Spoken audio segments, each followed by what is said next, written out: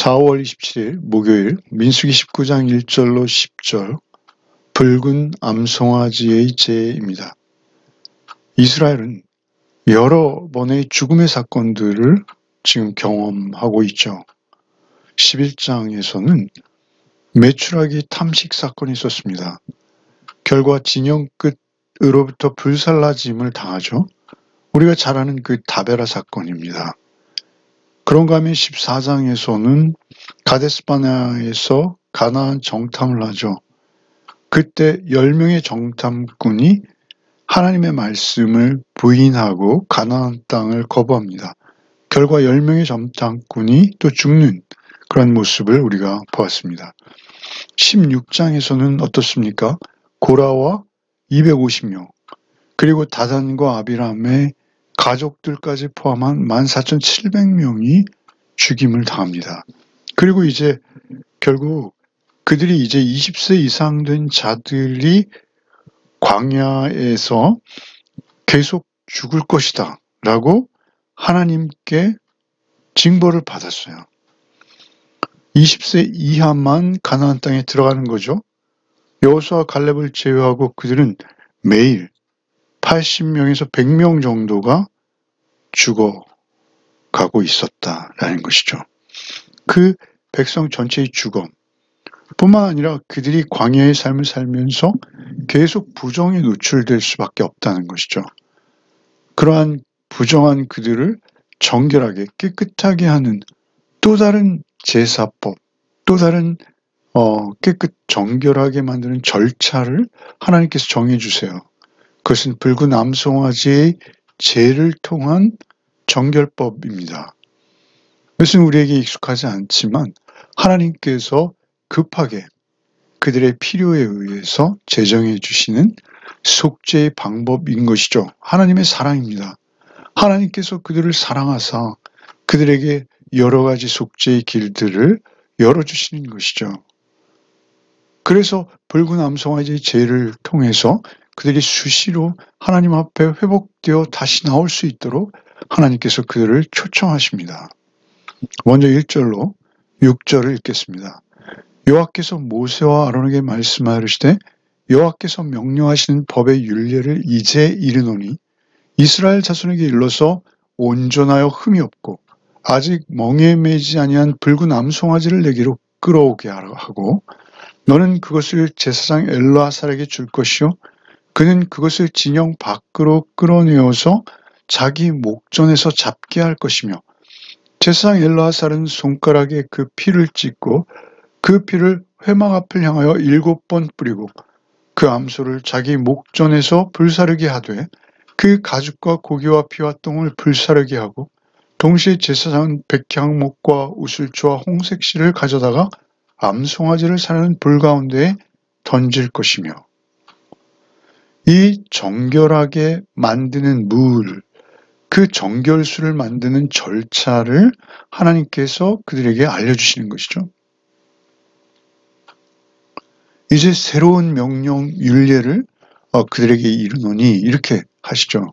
이것은 이제 시내산을 떠난 이스라엘에게 있어서 모든 사건의 최종적인 결론에 해당한다 할 수 있습니다. 그들이 급하게 부정해서 정결함으로 속죄를 받을 필요가 있을 때 하나님께서 이러한 절차를 제정해 주시는데요. 여호와께서 명령하시는 법의 율례를 이제 이르노니 온전하여 흠이 없고 아직 멍에 매지 아니한 붉은 암송아지 그것을 끌고 오라라는 것이죠. 온전하여 흠이 없다라는 것은 무엇입니까? 그 신체적 결함이 전혀 없다라는 것이죠. 또한 멍에 매지 않았다는 것은 무엇이죠? 아직 경제적으로 세속적인 이익을 위해서 노동에 투입되지 않았다라는 것입니다. 따라서 여기서 말씀하시는 것은 그 암송아지의 순결함입니다. 세속과 온전히 구별되어진 온전함을 말하는 것이죠. 이러한 제물이 필요했던 것이죠. 이러한 분이 누구십니까? 바로 우리 주 예수 그리스도의 인격을 예표하고 있는 것이죠. 순전하고 온전하시고 세상에 물들지 않으셨으나 죄가 없으신 그 예수 그리스도의 인격을 예표하는 그 암송아지의 온유한 기질이죠. 그 암송아지를 그 붉은색으로 한정하세요. 붉은색을 띤 암송아지라는 것은 굉장히 정결한, 그래서 사실은 이 붉은색 자체가 십자가의 피 흘리심으로써 온 인류의 죄를 말끔히 씻기시는 예수 그리스도의 보혈, 그것을 예표하고 있다고 보는 것입니다. 그 붉은 암송아지를 내게로 끌어오게 하고 너는 그것을 제사장 엘르아살에게 줄 것이요. 나답과 아비후는 다른 불을 들이다 죽었고요. 이제 제사장 엘르아살이 앞으로 대제사장이 될 것이죠. 그 제사장 엘르아살에게 그 붉은 암송아지를 주라라는 것이죠. 아론은 대제사장으로서 늘 정결함을 유지해야 하는 것이죠. 그래서 이 속죄제의 잿물을 만드는 이 일은 제사장 엘르아살에게 맡겨지는 것입니다. 그래서 그가 그 소를 진영 밖으로, 3절에 진영 밖으로 끌어내어서 자기 목전에서 잡게 할 것이죠. 진영 밖으로 끌어내는 것이죠. 왜 그렇습니까? 진영 밖에서 죄가 처리되어야 해야 하기 때문에 그렇습니다. 부정한 것이기 때문에 진영 밖에서 죽였다라는 것이죠. 이것도 또한 상징적으로 우리 주께서 장차 죄인으로 취급되셔서 예루살렘 성 밖에서 처형당하시는 주님의 모습을 예표하고 있다는 것이죠.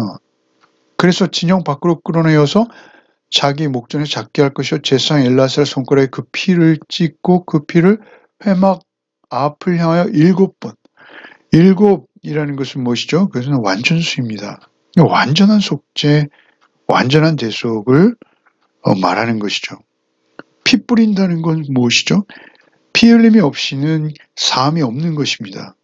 엘르아살을 그 부정한 자를 정결케 하는 제물을 만들기 위해서 제사장이 그 피를 뿌리는 것이죠. 희생 제물, 그 붉은 암송아지로부터 피를 취해서 그 피를 뿌림으로 부정한 자의 죄값에 대한 속죄의 사역을 이루어가는 것이죠. 그가 회막을 향해서 뿌린다라는 것이죠. 그것도 7번이요. 7은 온전, 충만, 거룩입니다. 예수 그리스도의 완전하심을 예표하는 것이죠. 그렇게 7번 뿌리고 5절에 그 암소를 자기 목전에 불사르게 하되 그 가죽과 고기와 피와 똥을 불사르게 하고 그 암송아지 전체를 드리는 거예요.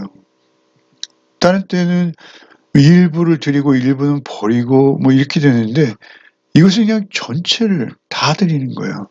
그리고 6절에 동시에 제사장은 백향목과 우슬초와 홍색실을 가져다가 암송아지를 불 가운데 던지라는 거죠. 암송아지를 태울 때 백향목과 우슬초와 홍색실을 가져다 함께 태우는 것이죠. 백향목은 무엇입니까? 그것은 아주 아름다운 색깔 그리고 향기로운 나무죠. 이것은 생명의 영원성, 그 생명의 고결함을 상징하는 것입니다. 그 백향목, 그리고 우슬초. 우슬초는 죄를 정결하기 위해서 피를 적셔 뿌리는 데 사용되었던 것이죠. 결국 우슬초는 죄를 정결하게 하는 의미가 있어요.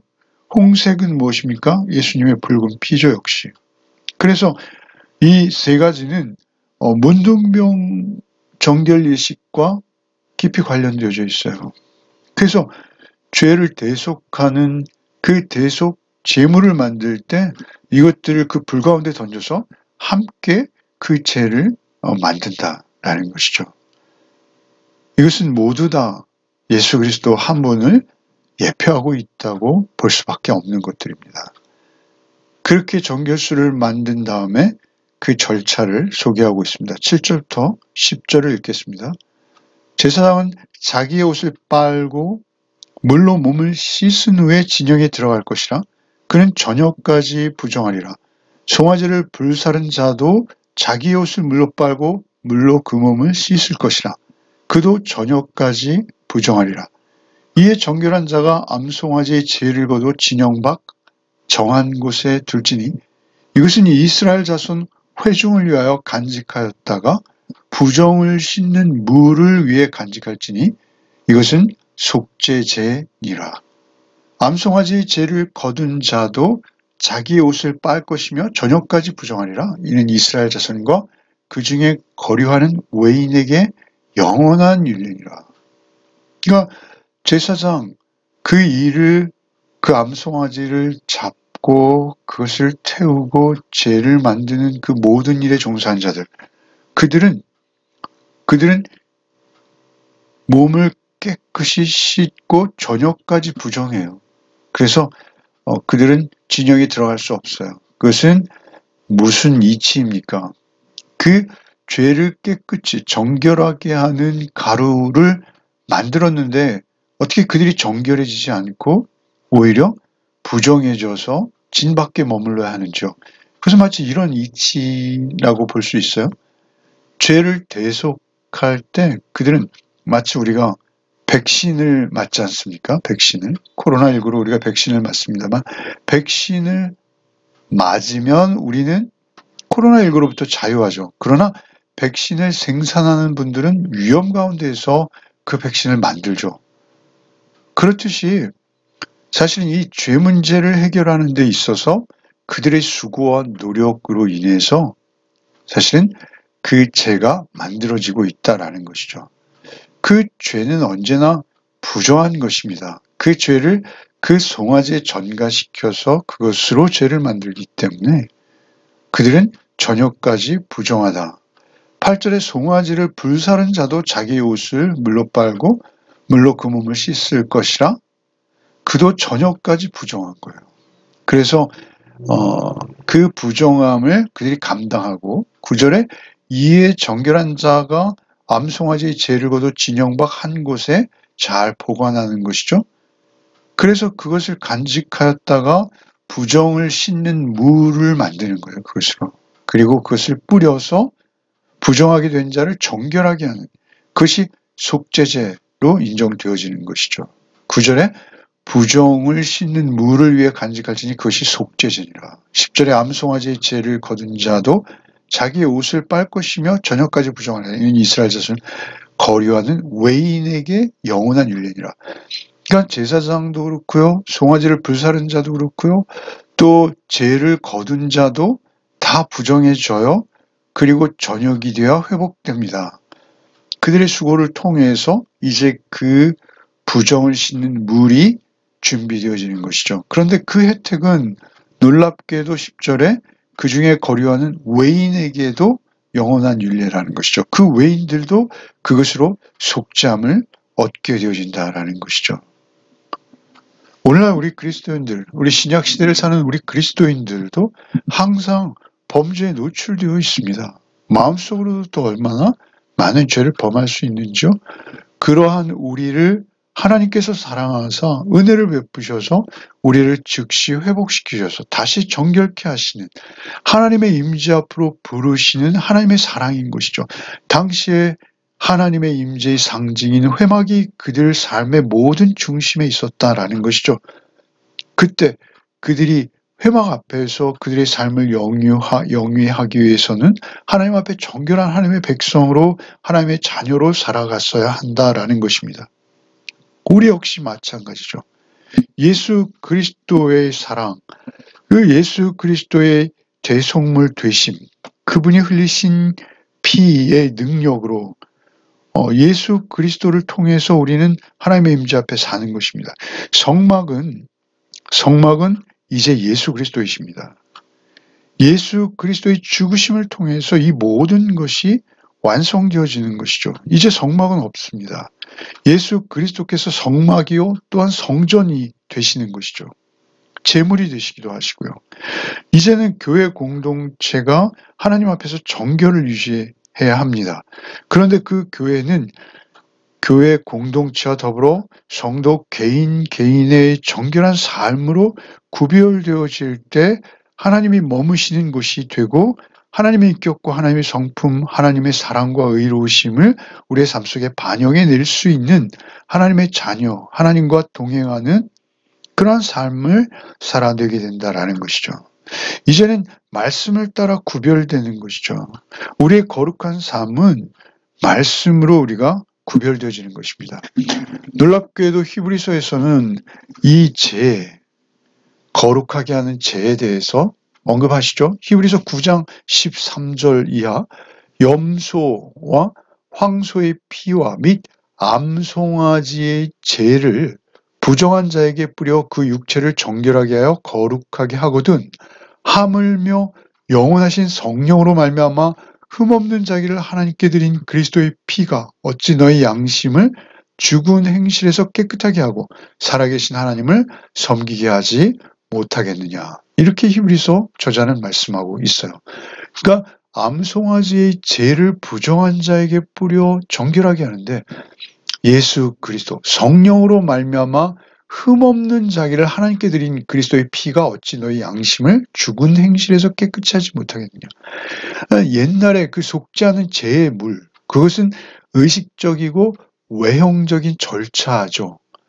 그러나 이제 예수께서 이루신 피의 속죄는 우리가 그 속죄의 대속의 은혜를 믿음으로 말미암아 우리의 내면의 양심, 우리 죽은 행실까지 바꾸는 능력이 있다는 것입니다.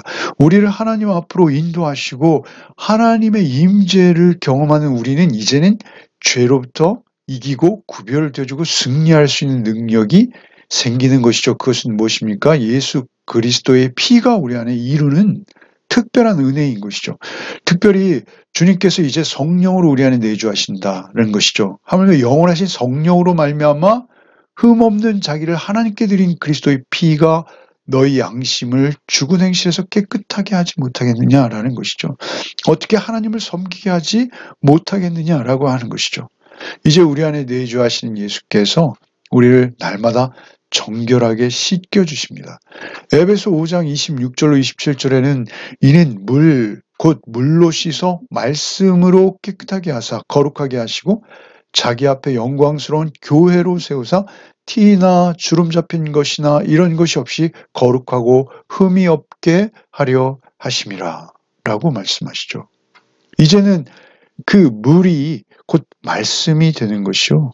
말씀이 역시 되신 예수 그리스도가 우리 안에 거하십니다. 오늘도 주님과 동행하는 하루를 이루시기 바랍니다. 기도하겠습니다. 주님 감사합니다. 주님의 대속의 피값으로 우리가 구원 얻었고 주님 안에 있음을 믿습니다. 오늘 하루의 삶을 통해서도 오직 주 안에서 우리의 양심과 우리의 행실이 정결하고 깨끗하게 하여 주옵시고 오직 주님만 의지하는 한날이 되게 하여 주시옵소서. 예수 그리스도 이름 받들어 기도하옵나이다. 아멘.